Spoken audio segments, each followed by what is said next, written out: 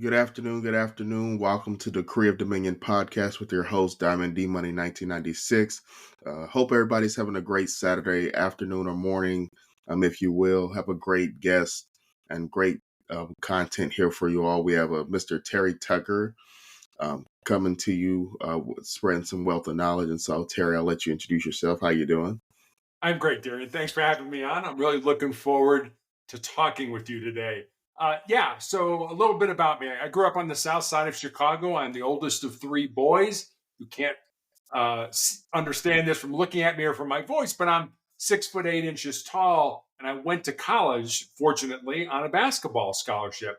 When I graduated from college, I moved home to find a job. I'm really going to date myself now, but this was long before the internet was available to help people find employment. Fortunately, I found that first job in the corporate headquarters of Wendy's International, the hamburger chain. That was the good news. The bad news was I lived with my parents for the next 3.5 years as I helped my mother care for my father and my grandmother, who were both dying of different forms of cancer. Professionally, as I said, started out at Wendy's, and then I actually went to work for the hospital that cared for my father and my grandmother. Then I made the major pivot in my life and became a police officer. And part of what I did during my law enforcement career was I was a SWAT hostage negotiator. After that, I started a school security consulting business, coached girls high school basketball, became an author in 2020, but for the last 12 years now have been battling a rare form of cancer, a rare form of melanoma. And then just finally, my wife and I have been married for 30 years. We have one child, a daughter, who's a graduate of the United States Air Force Academy and is an officer in the new branch of the military, the Space Force. Awesome, awesome. I definitely appreciate you having you on the Career of Dominion podcast. And like I said, we got a lot of wealth of knowledge. Again, this is a part of the mental health series. And so again, for the viewers out there, go ahead and check out Terry Tucker as a wealth of knowledge and a wealth of books available on Amazon and different platforms as well. And so we'll kind of break it down for you viewers out there today. Just before we get into it, just hope that something that's said today, you can take something away and apply it to your daily life. And so I just challenge all the viewers here to, as we go through different topics and different stories, if you will, on our own personal vendettas, just make sure that you look at your own life. Everything's not gonna resonate with you, but I hope every viewer can take something away and apply it to their daily lives. And so, on the mental health topic, like I said, you have a wealth of expertise in a variety of different areas. One of the first topics I want to get into is the mental health in regards to the SWAT negotiating. I know there's just over the past several years, there's been different. I know with social media kind of coming to fruition, uh, early to late 2000s, 2010s mostly. Now we have different ways of seeing, you know, the police force and SWAT. And I know those TV shows, SWAT's actually one of my favorite shows with Shamar Moore. And so, um, can you kind of walk through us with, the mental health and, how you were able to go about that on a day-to-day basis? Yeah, certainly when you are, if you're talking to me as a hostage negotiator and your house or apartment is surrounded by the police, I mean, I think it's fair to say that you're probably having the worst day of your life. And it was all about the mental aspect of it. When we used to describe it this way: when we were negotiating with somebody, think about a teeter totter or a seesaw that we all played on, at the park when we were growing up as kids and stuff like that. So when we started negotiating with somebody, their emotional brain was way up in the air and their rational brain was kind of way down on the ground. And over the course of time, by using empathy, having people describe to us what was going on, why we were here, how we got to this point, and asking them how and what questions. We tried to stay away from why questions because why questions can sound accusatory. It's like, well, Terry, why did you do that? Oh, wait a minute. Is he Is he saying that I shouldn't have done that, or is there something wrong with the way I handled that? So by using how and what questions, I can get the same information. Well, Terry, what got us to this point? Again, a softer question that provides the same information that I'm looking for. So over time, letting them burn off a lot of that emotional energy, their teeter totter, their brain will come to more of an equilibrium. And then continuing to talk, to discuss things, that their rational brain then will be way up in the air and their emotional brain will be down on the ground. And when your rational brain's in the air, that's the time we can talk about letting the hostage go, putting the gun down, coming out, things like that. You're not going to talk about those solution based issues when they're dealing with their emotional brain, because we all make better decisions for ourselves with our rational brain than we do with our emotional brain. Awesome, awesome. I'm glad you say that because that's again that's a big thing in today's society. We always say, and I want the viewers to kind of take a journey with me real quick.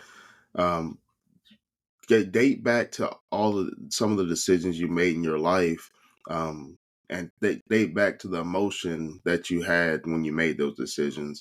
Whether it's late on bills, trying to scramble to get rent or get a bill paid, whether it's um, maybe if you have children, maybe it's your child getting hurt, trying to rush to the hospital or try to find the best care, or maybe going through a breakup or something, not getting that job interview or not getting that promotion when you thought been with the company 3+ years and you thought you were next in line in that leadership or management group. Um, when you go to those decisions, or maybe buying a house, getting an apartment, getting a car, if you're very emotionally attached to the decision, or your emotional intelligence or the stability isn't there when you make those decisions, you can go back and go forward a couple years and like you look back and said, why did I do that? And again, that really just correlates directly to mental health. The more emotionally balanced, the more rationally thinking you are when you make those decisions, the more intelligent the decision becomes. And so, um, a Yeah, lot of people, right? Go I'm sorry. ahead. No, and then, like you said, um, going through being a SWAT negotiator, we always talk about like daily affirmations and things of that nature. And so, what are some things that you do, or what are some tips you have for the audience to, maintain that emotional uh, balance? Yeah, I mean, and you kind of hit the nail on the head. You made a really good point about, if somebody's just died in your life, or you've lost your job, or your marriage or your relationship is breaking up, that is not the time to make major decisions in your life. You're going to be much more emotionally involved, as you said, for those decisions, and probably not going to make the best decision that you can. So it's wait. And a lot of times, a spouse dies, or a relationship breaks up, and you want to move, you want to get away and stuff like that. Probably not a good idea to make major life changes in your life when you're dealing with emotional pain and discomfort. So how did I, having to deal with people that were in crisis, how did I deal with that for myself? Because we had to get down in the weeds, so to speak, with these people. We had to get down on the emotional level with them. I mean, if somebody was ranting and raving about their mom or something like that, and we said, "Oh, you seem like you're a little upset about your mom," you totally missed what they're saying. No, they're pissed as heck with their mom. You have to identify the emotion and meet them where they are. You can't say, kind of dismiss it. It's like, oh, you're a little upset with your mom. No, you're furious with your mom. You're over the top with your mom right now. And by doing that, you identify with them. You develop empathy. And empathy leads to trust, and trust leads to being able to change behavior. So one of the things that I would do is I worked with men and women who I absolutely loved on SWAT, who I would give my life for, but it was like, well, we're going out for a drink afterwards. And I was always like, no, I'm not going out for a drink with you guys. I'm going to where I get my comfort and my support. And for me, that was home. That was my family. That's what grounded me in my life. So I would suggest to your audience, find out what grounds you in your life. What is that? Is it your faith? Is it your family? Is it a friend that you talk to? Is it something else that you've got going in your life? Find out what grounds you in your life so that when you get into those emotional states, you can revert back. You can be around those people or things that ground you in your life. That's a great point you mentioned and grounded. That's actually so my for the viewers out there, I do come from a military background. Granddad was a machine gunner in Vietnam. Uncle Air Force, stepdaddy was the scout for the snipers. And my mom was able to remarry again for those viewers that have checked out uh, the Decree and Dominion series on my life story of surviving domestic violence with my mother. But like I said, I know my stepfather. They've been happily married 7+ years now. And one thing he always said, even from when we first, met, was you want to remain grounded. Um, find yourself and become the best version of yourself. You have to find what you like, what grounds you. And I think in today's society, you made a good point. What you just said is, hey, everyone else wanted to go out for a drink, because that's the society norm. Uh, think about the viewers, like, had a long, for example, today's Saturday. You had a long week at work. What do normally people do on Friday nights, Saturday nights? They go, partying or go to the bars. Let's go for a drink, or um, let's go to the party, go to the club, or let's decompress with alcohol. And what you have to do is, when you're trying to stay grounded and battle emotion, is you have to realize that the alcohol, drugs, whatever, the going out, the partying, that's just masking what you need to address, and that is that emotion. And so when you find what grounds you, what you're doing is you're going back to that place of serenity, and you're addressing the emotion that you need to address without the fluff, or without um, the hidden agenda of alcohol and going out. And so with that being said, um, like I said, today's society, it's socially acceptable to we all go out to the that's like the normal thing to do. Like, hey, we all work together, we're all cool. Let's go for a drink, let's have a beer, let's do that.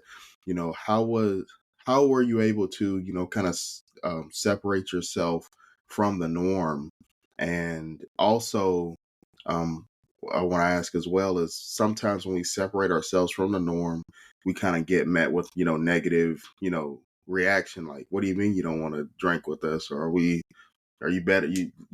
Some people like might take that as, oh, you think you're better than us, because not everybody has that wife or that stable relationship. And so, can you walk through how you were able to make a stand, and how were you able to go through that? Yeah, I mean, you make a great point, and I never really got any pushback or brushback from the men and women that I worked with. I mean, they knew how I trained, they knew how I worked, they knew that I would be there for them. That if need be, I would lay down my life for them. That's the kind of relationship you have in those small kind of elite groups of people, and so it wasn't anything that I got brushback for. It was just, these are my values, and I'm not a big drinker. I mean, I'm not a total teetotaler where I don't drink at all, but I'm just not a big drinker, and I never have. And there's a propensity in law enforcement or first responders to have a higher degree of alcohol abuse, drug abuse, divorce, and things like that.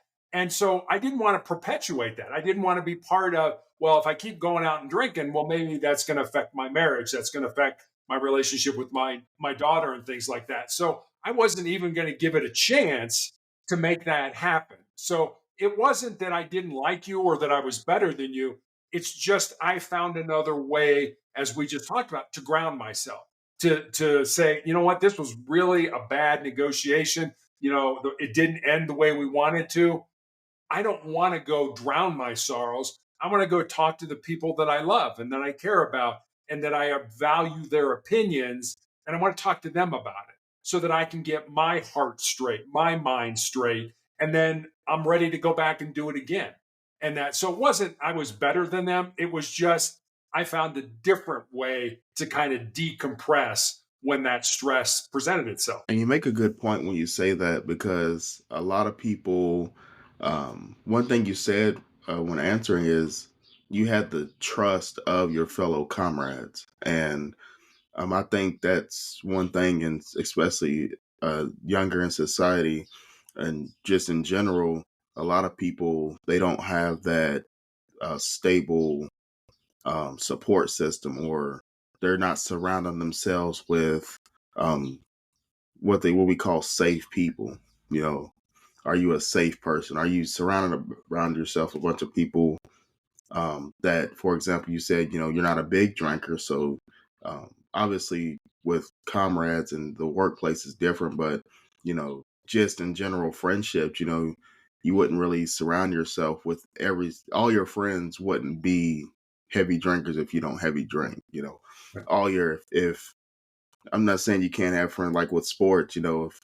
If you love sports, you're not going to have every single friend that hates sports or doesn't partake in sports. You're going to keep a balance and, like you said, stay grounded.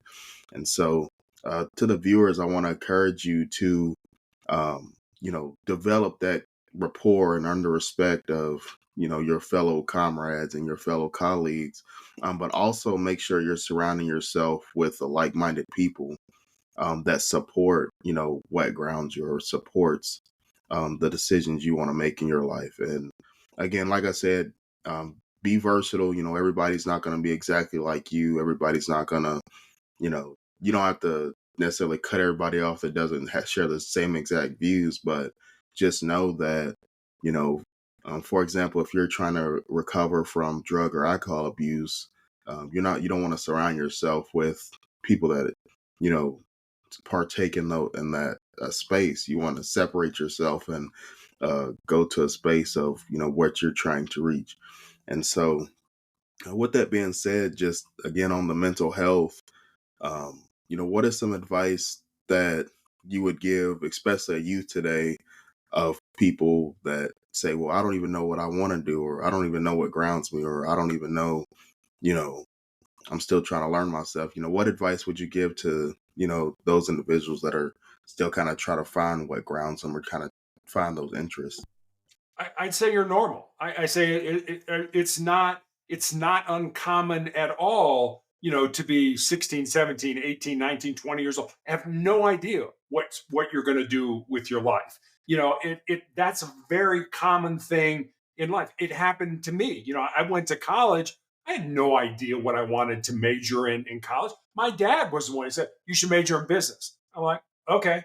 If I had to do it over again, I wouldn't have majored in business. I didn't enjoy business as much as I thought I would, but I did it because my father made the suggestion. I would probably major in English or law or something like that I find more interesting today. So don't feel there's anything wrong with you if you don't know what you want to do with your life. That's perfectly fine. The other thing I would suggest is, and you made an incredibly important point just a minute ago about the people you surround yourself with. Surround yourself with people that are good, caring, loving, driven individuals that want more in life, that want to be better. Because if you surround yourself with those people, that's the kind of person you will turn out to be. You'll be a better person. You'll be a kinder person. You'll be a more loving person. You'll be a more driven person in your life. Versus if you hang around with people that are always negative, that there's always drama in their life, that there's nothing going right, you'll end up being one of those people as well. So be very careful with the people that you decide you want to surround yourself with. A lot of times the cool and the popular people that, everybody's like, "Oh man, I want to be like him." Those are not the people that are caring people, that are mentoring people, that want to help other people. they're all about them. Look at me, I'm the star football player, or I'm the straight A student, or I'm the lead in the play, or I'm the conductor of the band, whatever it ends up being. But they don't care about other people. They care about themselves. So find people who make you better and hang around those people. Don't find people who suck the energy, who suck the air right out of you. Hang around with better people. You'll be a better person. That's an amazing point you bring up because, growing up, my mom always said, you are the company you keep. That's a big thing. Or they always say you're the average of the five people that you hang out with the most. Just some different, business or success principles, if you will. And I think that's true in every aspect of your life. If if you're hanging around bad people, eventually you emulate your environment and you become a bad person, even if, you know, deep down inside you're not a bad person. If all you see is bad things, you're gonna emulate that eventually and over time. um, Same thing with like children. When you're raising children, again, for the viewers out there, I'm a father of twin boys. Again, Terry has a daughter as well. When you're raising children, it's all about the environment that you create for them, and that's what they emulate and what they see. If especially when it comes to parents, if they see if your daughter saw your wife arguing, every day at dinner or every night, she's gonna, think that's normal. She's gonna, and then eventually as she grows into an adult, she's gonna emulate that behavior, whether it be romantically or even with friends, and she'll come to think, oh well, this is how I was raised. um, and then vice versa. If you um, have a caring, loving family household and you teach your kids, how to have respect, how to have morals, how to have values, how to have integrity, they're gonna think that's normal. They're gonna emulate that into their adulthood. And so, um, one question I do have for you, what I know you uh, kind of went through college and things of that nature. What piqued your interest into joining law enforcement and joining that space. Yeah, that's a great question. I mean, if you kind of look at my resume, it looks like it's all over the place. But if you understand the backstory, my resume makes a little bit more sense. My grandfather, my dad's dad, was a Chicago police officer from 1924 to 1954 and was actually shot in the line of duty with his own gun. It was not a serious injury. He was shot in the ankle. But my dad, who was an infant at the time, always remembered the stories my grandmother told of that knock on the door of Mrs. Tucker, grab your son, come with us. Your husband's been shot. And my grandfather was shot in 1933. So, trauma medicine in 1933 is a whole lot different than trauma medicine in 2024. So when I expressed an interest in following in my grandfather's footsteps, my dad was absolutely not. You're going to college, you're going to major in business, you're going to get out, get a great job, get married, have 2.4 kids, and live happily ever after. But that's the life my father wanted me to live. That was not the life that I felt I was born to live. So when I graduated from college, I had a choice. My dad was dying of cancer. I could have said, "Hey dad, I know you're dying. Sorry. I'm going to go blaze my own trail. I'm going to go into law enforcement." Or out of love and respect for you, I will do what you want me to do. So my first two jobs were in business because that's what my dad wanted me to do. I kind of joke, I did what every good son did. I waited till my father passed away and then I followed my own dreams. And Darian, that's one thing I'm incredibly proud of in my life is that I never let my dream, I never let my purpose die. I was a hospital administrator when my dad died. I could have said, you know what? I'm comfortable. I'm making good money. Things are great. I'm just going to stay here in this comfort zone. But it wasn't what I was supposed to do. And so I was able to pivot when I was 37 years old. I was a 37-year-old rookie police officer, which by most accounts is pretty old to be getting into that line of work, but it's what I felt I was supposed to do. And I'll end with this. Whenever I talk to groups, especially younger people, I always tell them If there's something in your heart, something in your soul that you believe you're supposed to do, but it scares you, go ahead and do it. Because at the end of your life, the things that you are going to regret are not going to be the things you did. They're going to be those things that you didn't do. And by then, it's going to be too late to go back and do them.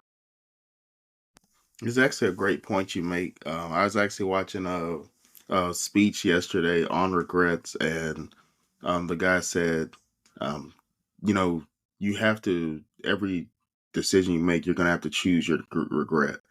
And so, or they also say, um, it's the pain of discipline or the pain of regret when you make a decision. And that is a great point because I think a lot of people, and not just parents, because my dad was the same way, um, do the whole thing, find a good job, go to college, find a good job, graduate, find a wife. That's most parents.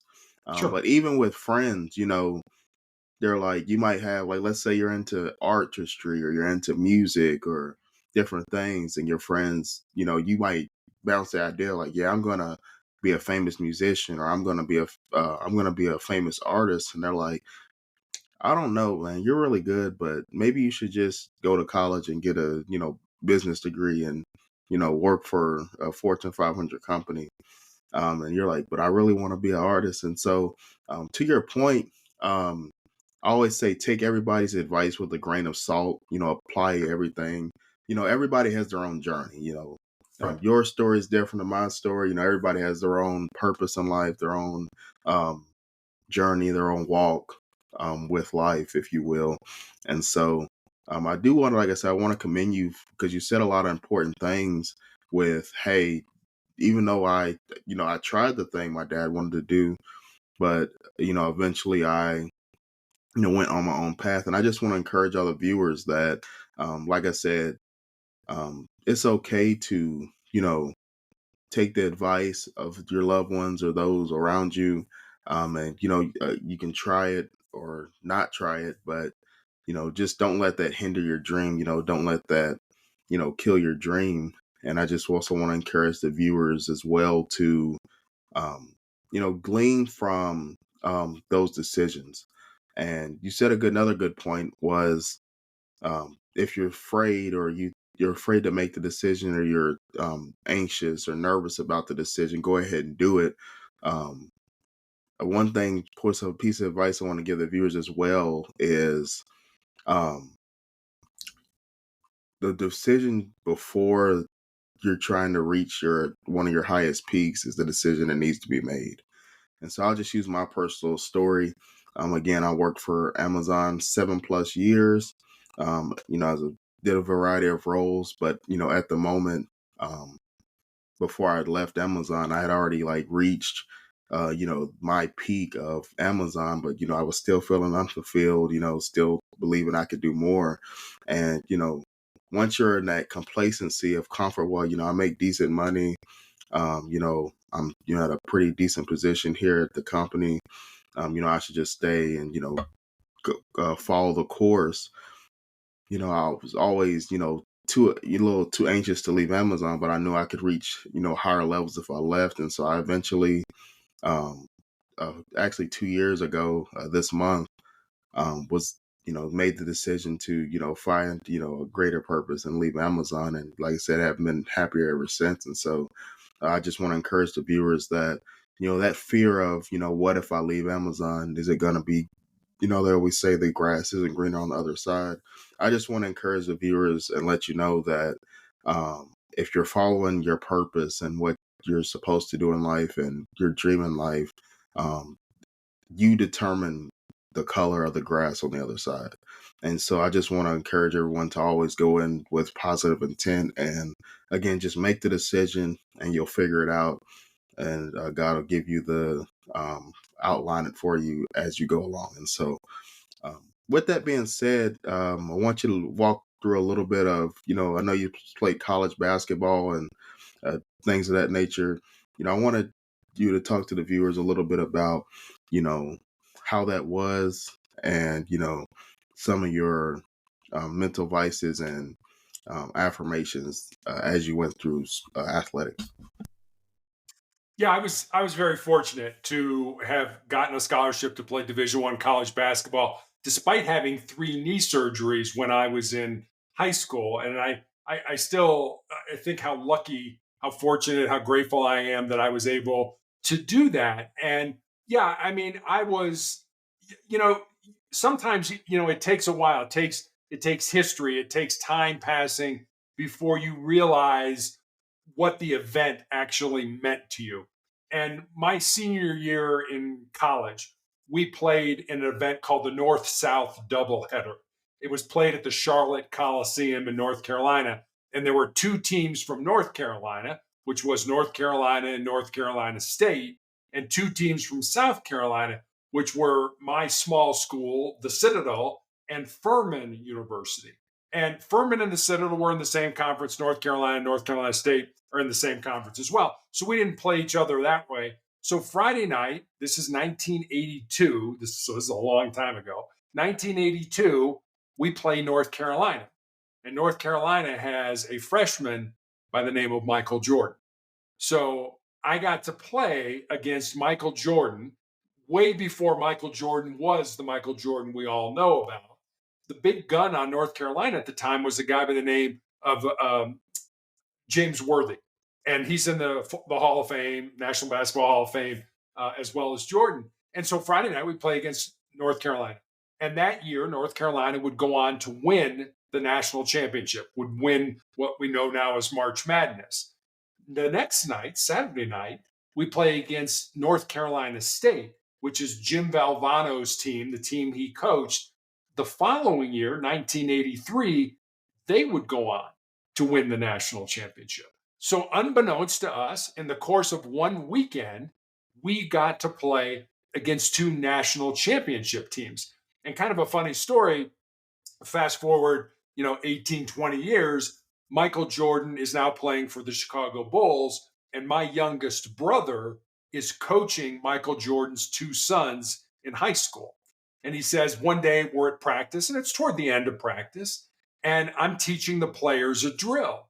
And I look up, and nobody's paying attention to anything I'm saying. So I look where the players are looking, which is over at the door, and Jordan had come into the gym as a dad to pick up his kids and take them home after practice. And my brother looked at him and said, "Hey, Michael, you're a little bit of a distraction. Would you mind waiting out in the hall until practice is over?" And Jordan and his wife were incredibly gracious people. And he was like, "I'm sorry, coach. I didn't mean, to interrupt practice. I will wait out in the hall till practice is over." And my brother thought later, I'm probably the only coach in the history of basketball that ever kicked Michael Jordan out of practice. So, it was just a tremendous experience for me and something I look back on very fondly. And I'll leave you with this. One of the things that team sports taught me over the course of my life, and I started playing basketball when I was like 9 years old and played all the way up until I was 21, was the importance of being part of something that's bigger than yourself. You realize on a team that if you don't do your job, not only do you let yourself down, but you let your teammates down, your coaches down, your fans down, your parents down, etc. And if you think about it, the biggest team game that we all play is this game of life. Awesome, awesome, and definitely appreciate you taking the time here today to speak on your different various trials and tribulations and things you're able to overcome. And again, I hope that something spoken here today gleams with the audience. And so to close out, um, just speak with the viewers a little bit on, how you're able to navigate, battling cancer, and close out with, where they can find your book. And then we'll close out there. Okay.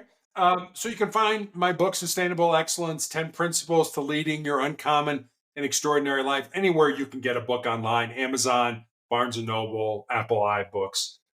I'll close out with this story. I am still being treated. I have tumors in my lungs currently, and so I'm still being treated every 3 weeks at the hospital for those tumors.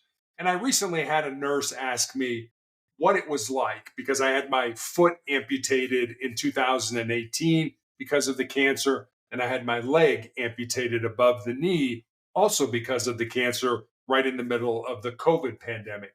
And she asked me about that. She said, what was it like to have those amputations? And I told her it certainly hasn't been easy. As I mentioned, I'm 6 foot 8 inches tall. So learning to walk again, falling is not an option. You fall when you're 6 foot 8, you get hurt. So it's been very difficult for me to learn how to walk again.